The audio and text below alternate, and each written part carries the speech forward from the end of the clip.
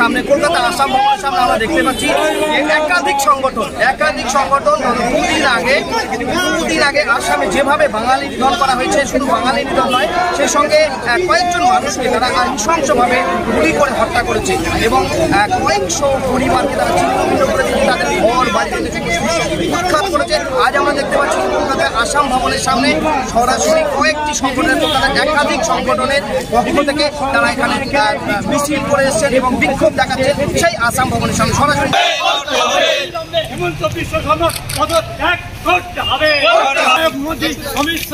दूर हटो, मोदी अमित शाह दूर हटो, मोदी अमित शाह दूर हटो, পদত্যাগ করতে হবে, বিশ্ব সরকার পদত্যাগ করতে হবে, বিশ্ব শর্মা দূর হটো, বিজেপি দূর হটো, সরকার দূর হটো, গণহত্যাকারী বিজেপি সরকার দূর হটো, অবিলম্বে আসামের মুখ্যমন্ত্রীকে পদত্যাগ করতে হবে, অবিলম্বে আসামের মুখ্যমন্ত্রীকে পদত্যাগ করতে হবে, এই দাবিতে আমাদের লড়াই, আমাদের সংগ্রাম, গণহত্যাকারী বিজেপিকে জানাই ধিক্কার, গণহত্যাকারী বিজেপিকে জানাই ধিক্কার, সিএনআরসি চলবে না, সিএনআরসি এনপিআর চলবে না।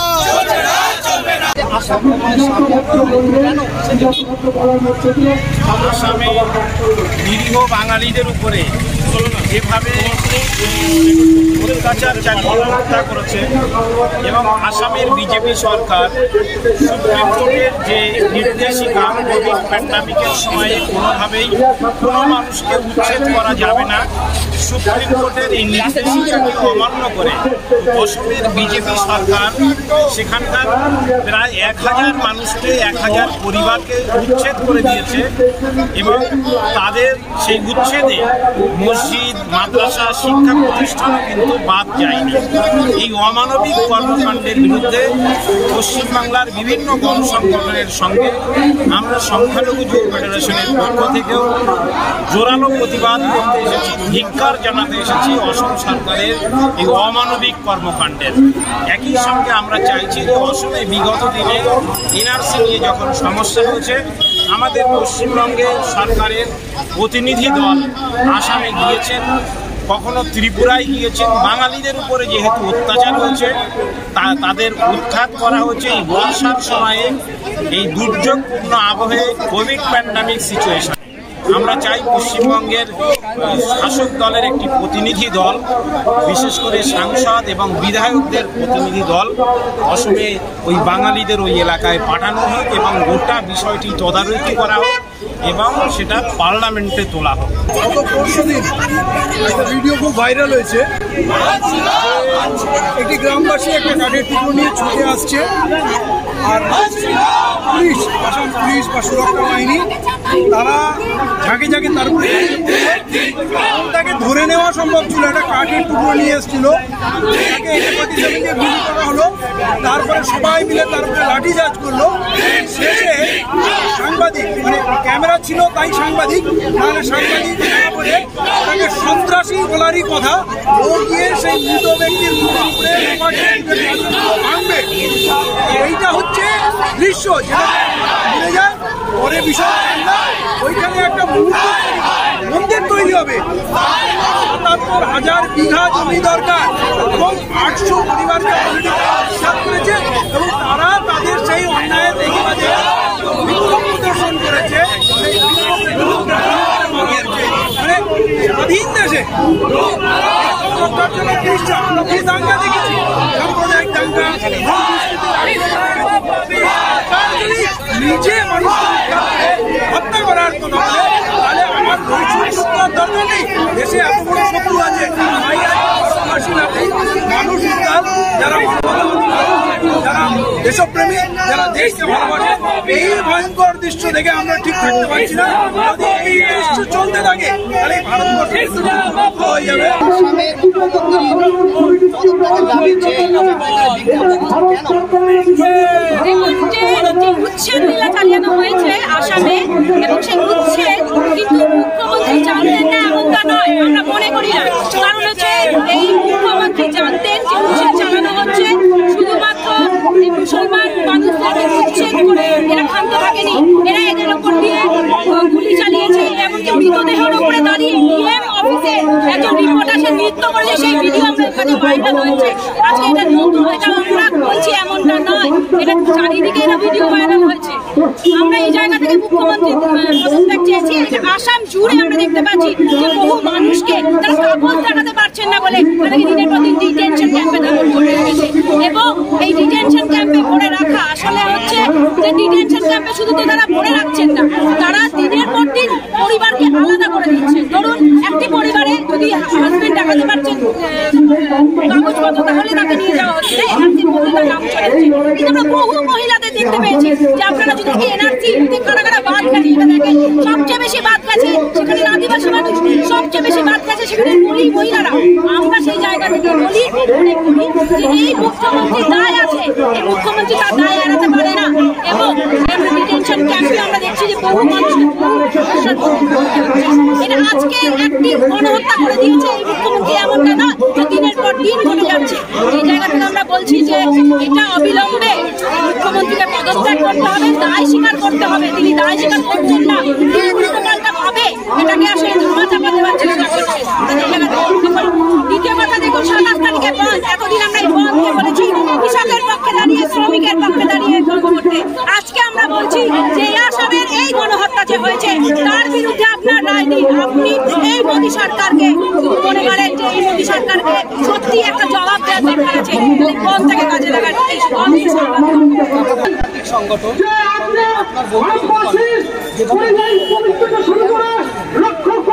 আসামে দীর্ঘকাল ধরে সারা ভারতবর্ষে বিষাক্ত সাম্প্রদায়িক বিদ্বেষের রাজনীতি বিজেপি আরএসএস সংগঠন পরিবার চলেছে এবং নির্দিষ্টভাবে মুসলিমদের অ্যাটাক করছে।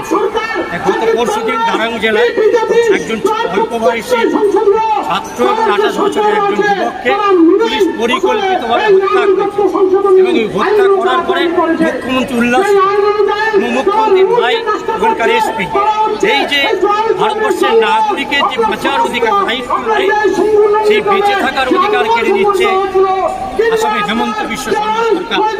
তার বিরুদ্ধে আমাদের আজকের এই প্রতিবাদ বাঁচার অধিকার, সমমর্যাদায় বাঁচার অধিকার, ধর্মাচরণের অধিকার আমাদের সকলের মৌলিক অধিকার। এই অধিকার খর্ব করছে ভারতীয় জনতা পার্টি।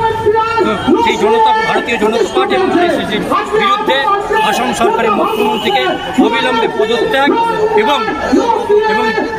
ইন্ডিপেন্ডেন্ট জুডিশিয়াল প্রোব করা, যার মাধ্যমে প্রমাণিত হবে যে সরকারই এটা ঠিক করেছে, এবং একই সঙ্গে অবিলম্বে বিকল্প ব্যবস্থা না করে কোনো উচ্ছেদ চলবে। আপনারা জানেন যে যখন থেকে বিজেপি সরকার ক্ষমতায় এসেছে, কখনো উত্তরপ্রদেশ, কখনো দিল্লি, কখনো আসাম, কখনো ত্রিপুরা, কখনো পশ্চিমবঙ্গে একাধিকভাবে তারা ভারতবর্ষের জনগণকে অত্যাচার করেছে। গত পরশুদিন আসামে বস্তি উচ্ছেদের নামে যেভাবে সংখ্যালঘুদের উপর অত্যাচার হয়েছে এবং একজন সাংবাদিক যেভাবে মৃত্যু লাশের উপরে দাপিয়ে বেরিয়েছে, আমরা আজকে আসাম ভবন ঘেরাও করে একাধিক অরাজনৈতিক গণসংগঠন ধিক্কার জানাচ্ছি এবং এর বিচার বিভাগ তদন্ত চাচ্ছি। বিশেষ করে মনোরঞ্জন সাহেবের নেতৃত্বে সংখ্যালঘু যুব ফেডারেশন জোরালো দাবি করছে যে হেমন্ত বিশ্ব শর্মার পদত্যাগ চাই এবং যারা এই অন্যায়ের সঙ্গে জড়িত তাদের শাস্তি। আসাম ভবনের সামনে বিক্ষোভ দেখাচ্ছে আমরা দেখাচ্ছি এই কারণে আসামে জেলায় যে সীমাঝাড় গ্রামে যে বাঙালির উপর অত্যাচার হয়েছে, যেটা হচ্ছে নৃশংসভাবে অত্যাচার হয়েছে, যেটা উচিত নয়, এটা কোনো আইনের বিরোধী কাজ করা হয়েছে। কারণ হচ্ছে যে তার হাতে একটা সরু কঞ্চি ছিল, সেই কঞ্চিটা নিয়ে পুলিশ নাকি বলছে আমাদের উপর অত্যাচার করেছে। যার হাতে কঞ্চি ছিল তার শরীরটাও হচ্ছে একটা কঞ্চির মতো।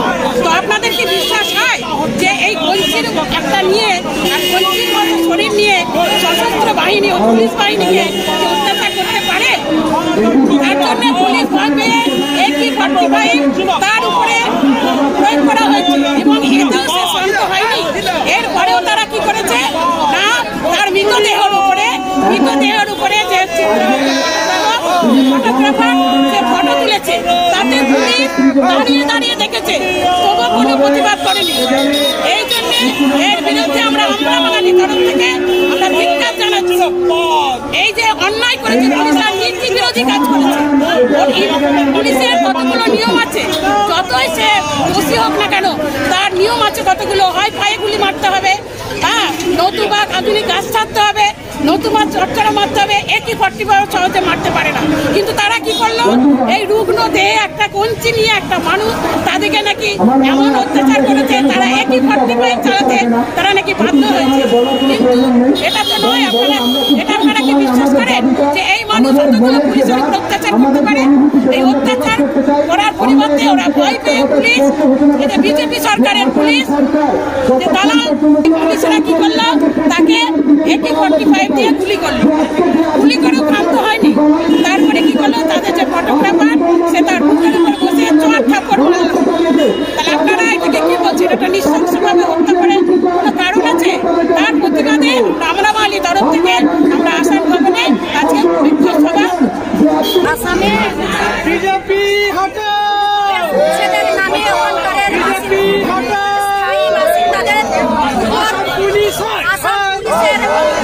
আসাম পুলিশের অমানবিক হত্যালীলা এবং লাশের উপর সেখানকারের সাংবাদিকদের দাবিয়ে বেড়ানো, ওখানের নাগরিকদের অনুপ্রবেশকারীর নামে তাদেরকে উচ্ছেদ করে তাদের ঘর বাড়ি জ্বালিয়ে দেওয়া, তাদেরকে নির্বিকারে হত্যা চালানো, তাদেরকে ওখান থেকে বের করে দেওয়া, এবং এতে সম্পূর্ণরূপে আসামের মুখ্যমন্ত্রী পুরোপুরি রূপে সেখানে ইনভলভ রয়েছেন এবং তার ভাই হেমন্ত শর্মাও সেই হত্যালীলার সঙ্গে যুক্ত রয়েছে। তারই প্রতিবাদে আজকে আমাদের এই বিক্ষোভ সমাবেশ। আমরা চাই আসামের CM এর পদত্যাগ, আমরা চাই আসামের পুলিশের চূড়ান্ত চরম শাস্তি এবং আসামের যে সাংবাদিক তারও চরম শাস্তি হোক।